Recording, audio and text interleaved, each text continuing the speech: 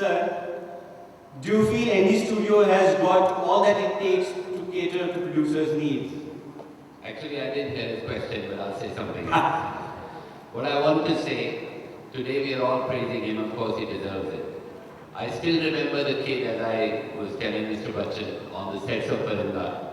There was a ship that we had made, and I was on top, my usual screening self, as the people vouch.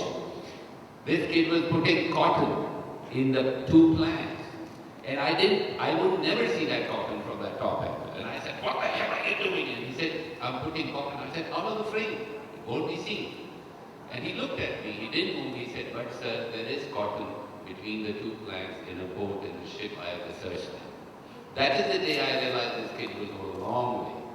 And this, I hope, is just not even midway for him. I hope he goes all the way where he really deserves to go. It is such a pleasure to see somebody that I must remind Mr. Bachchan that I spotted. And it is such a pleasure, I cannot tell you.